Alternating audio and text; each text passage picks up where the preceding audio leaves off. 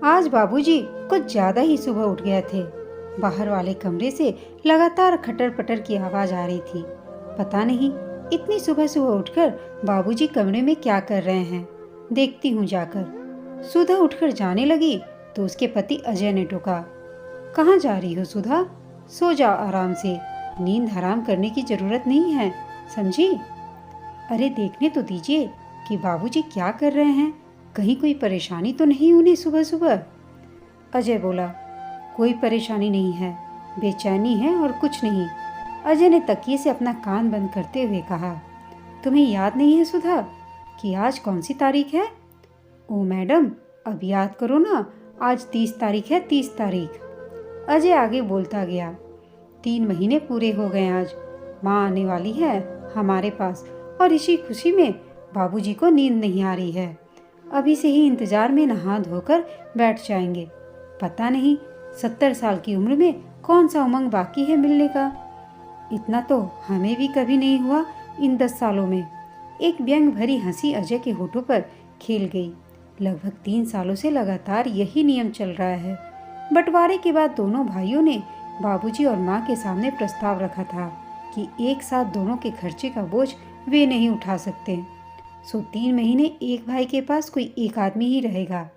पहले तो बाबूजी बहुत नाराज हुए, लेकिन माँ के समझाने बुझाने पर मन महसूस कर तैयार हो गए थे। दूसरा कोई चारा भी तो नहीं था। जिंदगी में जो कमाया सब बच्चों को पढ़ाने लिखाने में खर्च हो गया। जो कुछ बचा था उसमें बाबूजी माँ के नाम से घर बनाना चाहते थे, लेकिन माँ ने ही दोनों बेटों के लिए 2 फ्लैट खरीदने के लिए बाबूजी पर दबाव बना दिया। उनका मानना था कि जो भी है वह सब उन्हीं लोगों के लिए ही तो है। दोनों 2 जगह रहेंगे तो आपसी प्रेम भी रहेगा। रिटायर होने के बाद हम जब चाहेंगे कभी इस बेटे के पास तो कभी उस बेटे के पास रहेंगे। उन्हें क्या पता था कि दोनों की जिंदगी रेल की पटरी बन जाएगी और अकेले अकेले मंजिल तक अपना सफर तय करेगी। अक्सर छोटा भाई माँ को लेकर आता था और एक दिन बाद बाबूजी को लेकर चला जाता था, अगले 3 महीने के लिए। उसके बाद 3 महीने तक फोन ही उनके बीच कड़ी बनकर पति पत्नी को एक साथ जोड़कर रखती थी। अजय के टोकने के बावजूद सुधा उठकर बाबूजी के कमरे की ओर चल पड़ी।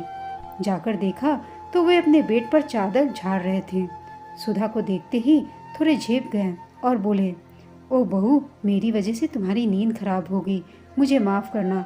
असल में तुम्हारी सास को गंदगी पसंद नहीं, इसलिए झाड़ पोंछ दे रहा हूँ। आएगी तो परेशानी नहीं होगी उसे। 3 महीने इसी में तो रहना है ना उसे। छोटे के यहाँ बड़े सलीके से रखती है अपने कमरे को। सुधा बेटा, अब आ ही गई हो तो थोड़ा फ़ोन लगाकर पूछो तो कि माँ वहाँ से चली है कि नहीं, तब तक मैं स्नान कर लेता हूँ। इतना कहकर बाबूजी बाथरूम की ओर चले गए। बहू ने छोटे भाई को फ़ोन लगाया। उधर से देवरानी ने फ़ोन उठाया। कुशल क्षेम पूछने के बाद बहू ने पूछा, माँ जी निकल चुकी हैं क्या? प्रश्न सुनते ही देवरानी ठहाका लगाकर हंस पड़ी। बोली, दीदी आपको नहीं पता कि सावन चढ़ गया है? सबसे ज़्यादा हरियाली माँ जी पर ही छाया है। कल उन्होंने हरी चूड़ियाँ, हरी बिंदी मंगवाया है मुझसे।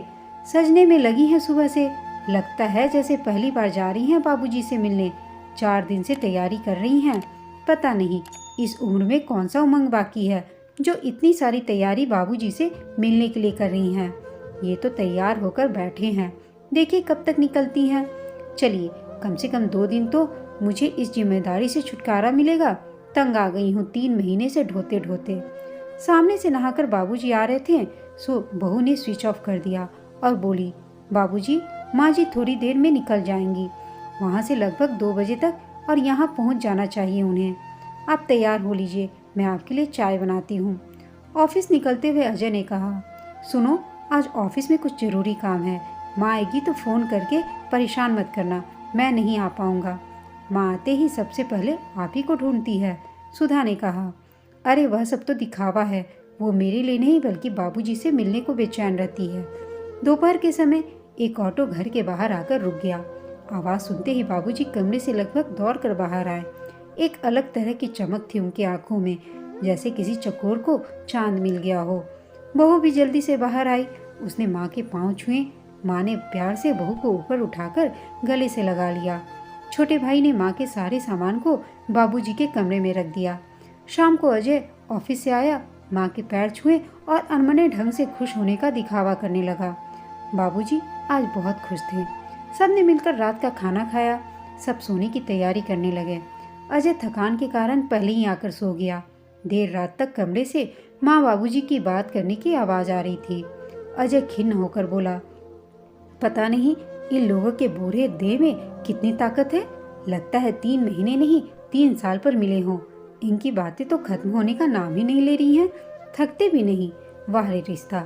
इस बार बहुत चुप नहीं रह सकी और बोली, शायद आपको पता नहीं कि देह के भीतर एक बहुत ही कोमल दिल भी है, और जब दिल से दिल का रिश्ता जुड़ता है तब वहाँ देह का कोई अस्तित्व नहीं रह जाता। माँ बाबूजी के बीच अब वही अलौकिक रिश्ता है। देखते देखते बाबूजी के जाने का समय आ गया। छोटे भाई ने बाबूजी को जल्दी तैयार होने के लिए बोला और बाबूजी का सामान कमरे से बाहर निकालने के लिए माँ को आवाज लगाने लगा। बहू ने देखा माँ का चेहरा मुरझाया हुआ था। वह भरे मन से बाबूजी के अटैची को बाहर घिसका रही थी। अजय बाहर ऑटो लेकर आ चुका था। जल्दी करो चिल्ला रहा था। बाबूजी ने एक झलक माँ को देखा और अटैची उठाने लगे।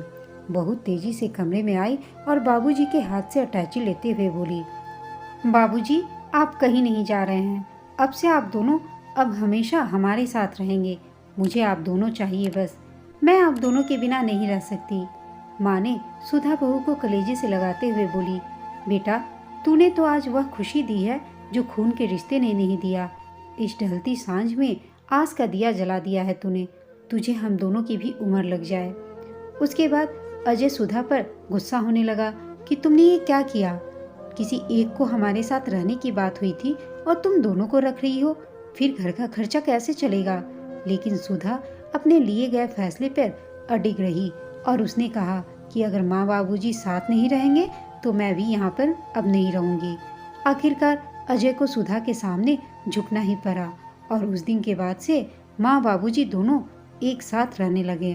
दोस्तों, बुढ़ापे में हमेशा अपने माँ बाप का साथ देना चाहिए।